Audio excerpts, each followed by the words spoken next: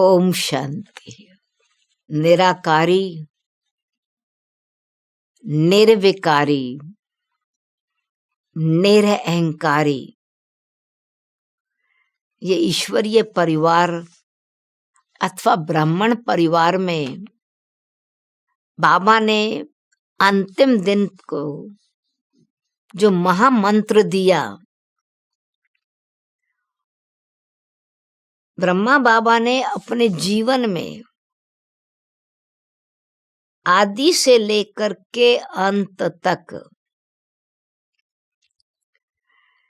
जो ईश्वरीय शिक्षाएं, परमात्म शिक्षाएं शिव बाबा ने ब्रह्मा द्वारा दी, ब्रह्मा बाबा ने पहले उसको अपने जीवन में अभ्यास में लाया, अभ्यास किया, अनुभव किया और उस अनुभव की अथॉरिटी से जो फिर दूसरी आत्माओं को बिल्कुल थोड़े शब्दों में बोला और बड़े प्यार से बोला, सत्यता की अथॉरिटी से बोला, वो सत्यता की अथॉरिटी निर्माणता संपन्न रही। इसीलिए जो भी बाबा ने ज्ञान के बोल बोले वो ऐसे ही है जैसे कि अविनाशी बीज। जैसे आत्मा अनादि अविनाशी है, उसका विनाश नहीं होता, तो ऐसे आत्मिक स्थिति में ब्रह्मा बाबा ने ये मैं निराकार आत्मा शरीर से न्यारी हूं, ये अभ्यास बाबा ने दृष्टि देते ही ऐसा दूसरों को अनुभव करा देते थे। क्यों कि बाबा के अपनी जो स्मृति थी, अपना स्वरूप था। बाबा को मैं देह हूं, देह भान का भान नहीं था, अभिमान भी नहीं था, मान अपमान में स्थिति समान थी, परंतु स्वमान की शक्ति कि मैं आत्मा हूं और आत्मा तो निराकारी है ना। तो बाबा ने हम बच्चों को रोज ये स्मृति दिलाई, रोज की मुरली में, एक बारी नहीं अनेक बारी। कभी कभी तो एक ही दिन की सुबह के क्लास में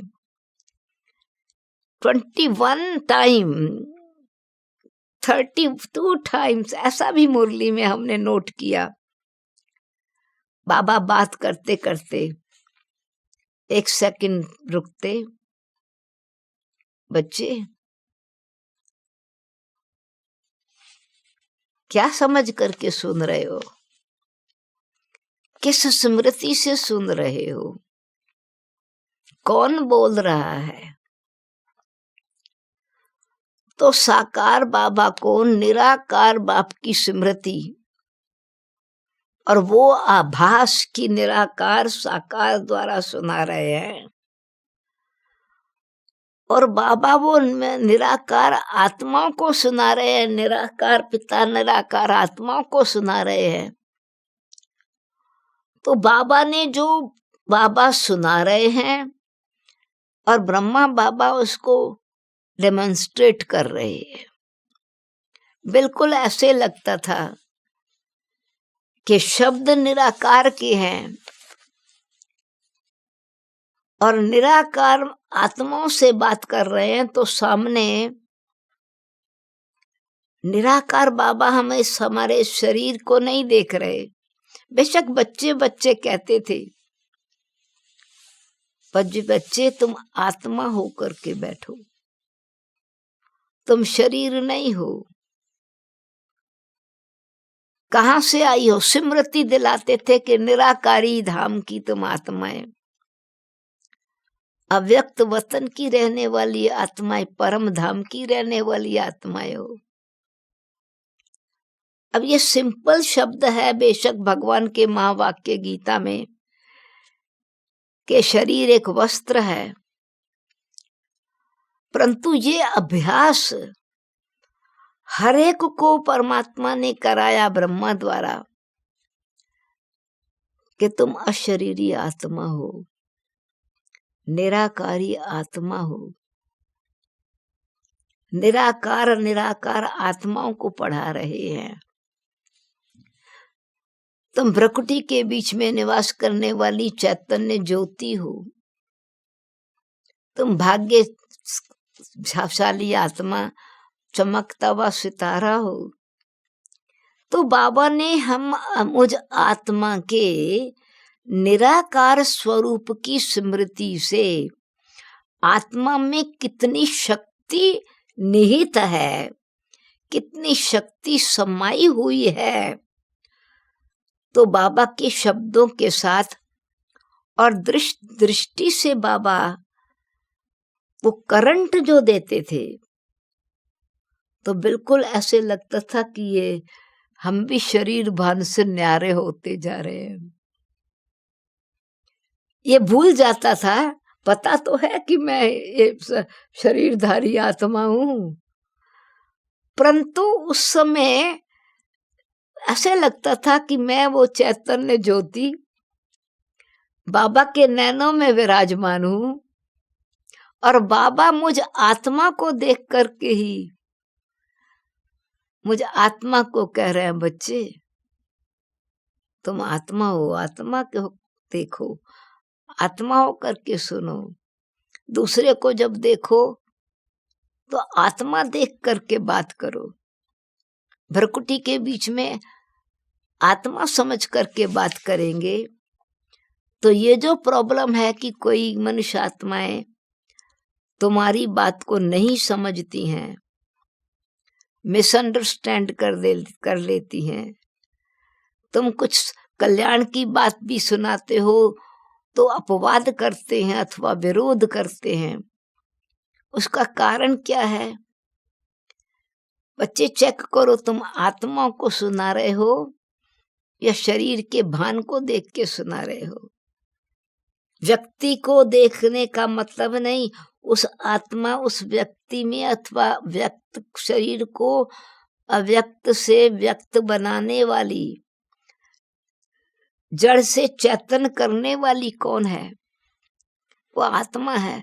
तो बाबा ये आत्मिक स्थिति में स्थित होने के लिए जैसे खुद अशरीरी भान से शब्द के साथ साथ संकल्प स्वरूप होकर के उस शब्द का अर्थ सहित स्थित होकर के फिर जो शब्द बोलते थे तो वो सटल वाइब्रेशंस फील होता था।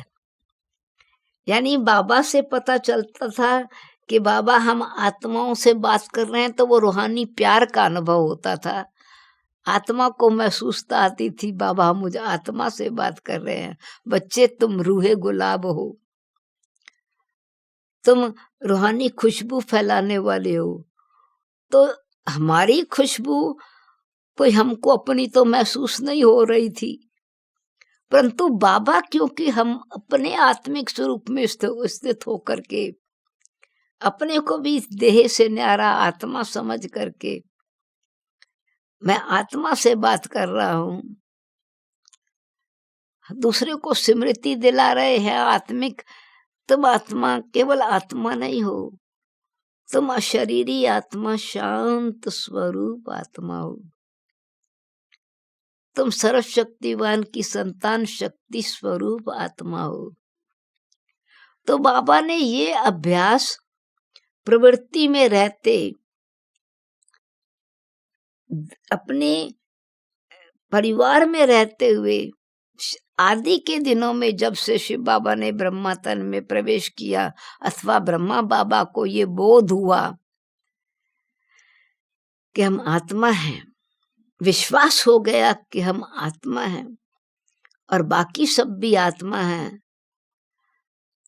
तो बाबा ने स्टूडेंट बन करके, परमात्मा का स्टूडेंट बन के, इंस्ट्रूमेंट भी बने तो निमित्त भी बने, परंतु एक प्रैक्टिकल हम सब के लिए, जैसे बाबा ने कहा बाबा भी तो बच्चे स्टूडेंट है, तो बाबा का अभ्यास ये था बच्चे को भी, चाहे लौकिक बच्ची है तो उसको आत्मा देखना है, बेटा है तो उसको आत्मा देखना है, कोई हम सामने आए तो भी आत्मा देखना है। तो आत्मिक भाव होने के कारण जो देह की संबंध की रुकावट आ जाती है अथवा ममत्व कोई विघन डालता है, मोह, बाबा में स्नेह अपार रूहानी स्नेह था, स्नेह की सुगंध थी, स्पिरिचुअलिटी।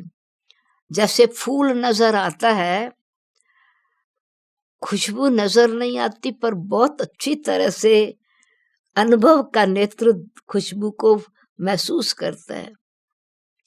तो ऐसे बाबा की दृष्टि में जो अशरीरीपन का अभ्यास था, तो वो बाबा दृष्टि देते ही ऐसे लगता था जैसे हमको भी अशरीरी स्थिति का इंजेक्शन लग गया है। अशरीरी आत्मा हूं और उस सुख में, उसमें आत्मिक स्थिति में स्थित होने से योग बहुत अच्छा लगता था। तो ऐसा ही लगता था कि बाबा की मुरली सुन रहे हैं, चाहे साकार रूप में बाबा मुरली सुना रहे हैं, परंतु प्यार से आत्मा कह करके, बच्चे बच्चे कह करके मुरली सुना रहे हैं, शिक्षा दे रहे हैं। तो वो स्पिरिचुअलिटी की सुगंध, जैसे हमारे अंदर, जैसे किसी स्थान पर ठंडी चीज रखो तो गिलास भी ठंडा हो जाता है, गर्म चीज रखो तो बर्तन गर्म हो जाता है। तो बाबा के शब्द हृदय के अंदर आते ही हमको भी यही लगता था, सचमुच हम शरीर से न्यारी आत्मा है। और ये स्मृति कि मैं आत्मा परमपिता परमात्मा की संतान हूं, मुझे बहुत अच्छी तरह से ये अनुभव है। जब शुरू में ये लेसन हमने पक्का किया कि मैं आत्मा परमपिता परमात्मा की संतान हूं, तो मैं कॉलेज से ही आती थी, दोपहर का समय होता था, मेरे हाथ में मेरी नोटबुक थी, और जैसे ही बस से उतरी, 5 मिनट का वॉक होता था बस स्टॉप से रजौरी गार्डन सेंटर पर आने का, तो ये मुझे स्मृति कि मैं आत्मा हूँ, सचमुच मैं शरीर नहीं हूं, मैं शरीर से न्यारी आत्मा हूं, और मैं आत्मा परमपिता परमात्मा की संतान हूं।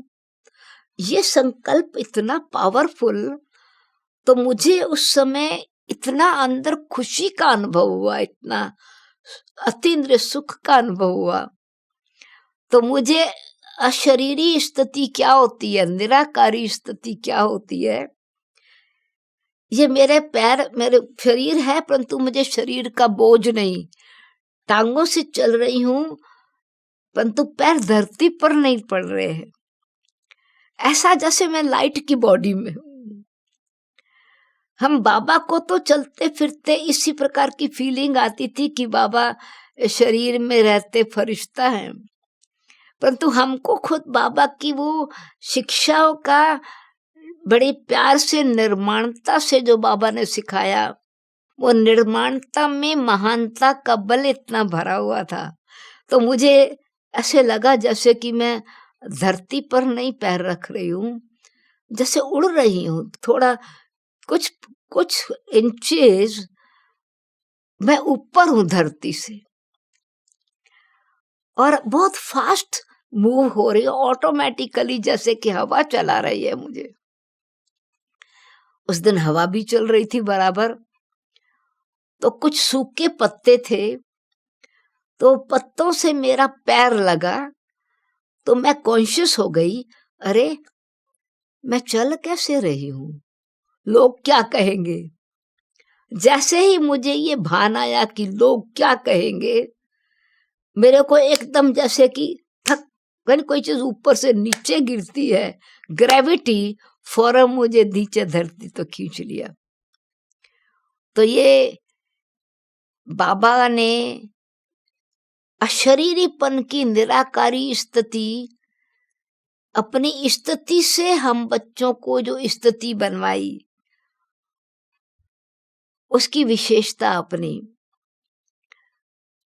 बाबा की दृष्टि में हर एक समान था, छोटा हो बड़ा हो, विशेष विशेषता वाला हो या कमी वाला हो। बाबा की दृष्टि में आत्मिक भाव होने के कारण आत्मा के गुण अनादि हैं, अविनाशी हैं, उसका विनाश नहीं होता है।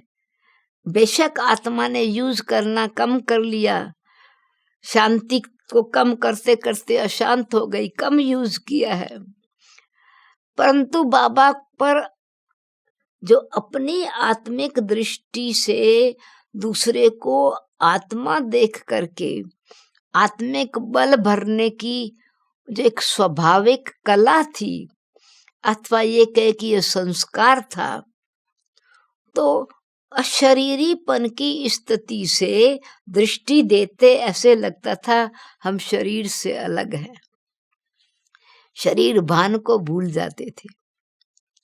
और बाबा की निर्माणता, महानता को देख के, इतना बड़ा त्याग, इतने जीवन की तपस्या, सब कुछ समर्पण करते हुए बाबा बड़े सिंपल रहते थे। अपनेपन का कोई अभिमान नहीं था। यज्ञ में समर्पण, सब बाबा के बच्चे हैं, बाकी सब बच्चों को सुविधा बाबा सब प्रकार की दिया, और खुद एक छोटे से कमरे में साधारण रीति से बिस्तर, यानी वही बेडरूम भी है तो वही डाइनिंग रूम भी है तो वही मीटिंग रूम भी है, छोटा सा कमरा, और उसमें बाबा बड़े आराम से, बड़े प्यार से सबका स्वागत करते थे। कुटिया में बाबा जाकर के बैठते थे, दिन की पत्र जो सुबह 10 बजे लिखते थे सुनते थे। मैट्रेस पर ही बाबा बैठते थे, ऐसा नहीं कि कोई बड़ी चेयर चाहिए या कोई प्रकार के साधन, सुख सुविधा के साधन चाहिए। पुराने मकान में बाबा रहे, बच्चों के लिए नया मकान बनाया, तो बाबा की निर्माणता और हर एक आत्मा को सम्मान देना, उनकी विशेषताओं को विशेष रीति से सेवा में सफल करना और करवाना, बाबा को ये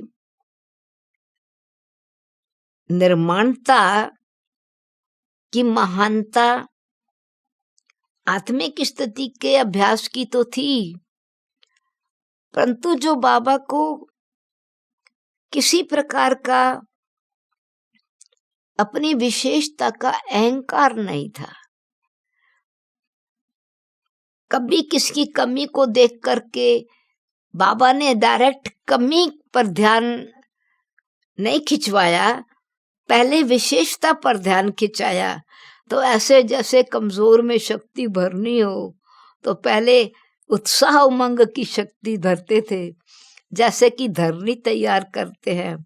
अगर धरती तैयार करते हैं तो उसमें अच्छी तरह से हल चला करके जल डाल करके फिर बीज डालना है। तो बाबा नब्ज देख करके तैयार करके आत्मा के अंदर शक्ति भर के, फिर किसी प्रकार की कोई कमी हो, कमजोरी होती थी तो ध्यान खिंचवाते थे। बच्ची, ब्राह्मण जीवन की विशेषताएं क्या है?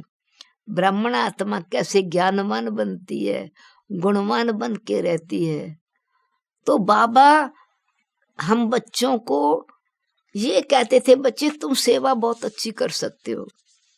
हमको याद है, उत्साह उमंग भरने के लिए बाबा की निर्माणता की बात सुनाती हूँ। बाबा के कमरे में एक छोटा सा ग्रुप बैठा था, 8 का ही ग्रुप था। तो क्वेश्चन आंसर चल रहे थे। हमको भी बाबा ने कहा बच्ची आ जाओ। हमने झांक के देखा, जगह तो नहीं थी। बाबा ने इशारा दिया, बच्चे सामने बैठे ना, वहां बैठ जाओ। अब बाबा तो नीचे धरती पर बैठे हैं और मैट्रेस पर है और हम ऊपर बैठे हैं।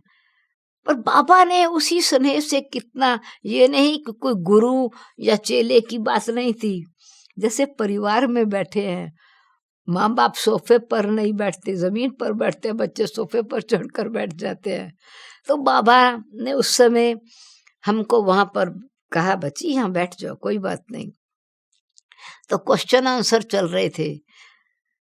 तो किसी ने प्रश्न पूछा था कि बाबा कि जब सब आत्माएं कर्म के हिसाब किताब को चुकतू कर लेंगी तो फिर तो सब आत्माएं स्वर्ग के अधिकारी बन करके स्वर्ग में जाने चाहिए ना। तो बाबा ने कहा, हमारी तरफ देखते, हम उत्साह दिलाने के लिए कहा होगा, बच्ची जवाब देगी आपके प्रश्नों का। मैंने कहा, बाबा प्रश्न तो आपसे पूछा है, आप जवाब देंगे ना। बाबा ने बड़े प्यार से और निर्माणता से कहा, बच्ची बाबा जानते हैं, बच्ची प्रश्नों का जवाब अच्छा देगी। अच्छा, बाबा ने वो वरदान, अब बाबा कह रहे हैं तो मैं कैसे मना करूं। उस दिन धोबी घाट था। बड़े निर्माण भाव से बाबा हर काम कर्म योग में मदद करते थे।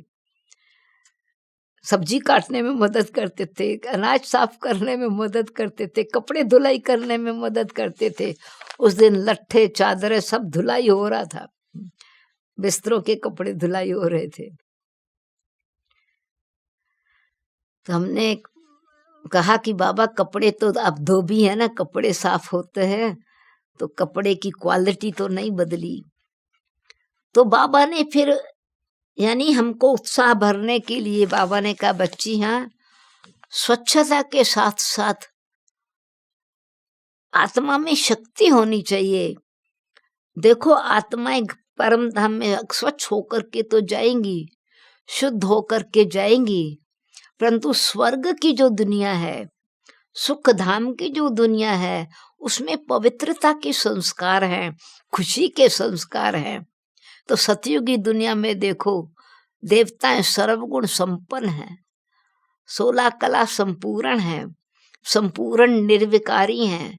तो जो आत्माएं निराकारी स्थिति के साथ साथ निर्विकारी बन करके रहती हैं और श्रेष्ठ गुण का अहंकार नहीं होता है, तो वो आत्माएं सतयुग में महान आत्माएं सुख का अनुभव करती हैं, क्योंकि वो निरहंकारी होकर के श्रेष्ठ कर्म करती हैं, उसका बल बहुत मिलता है।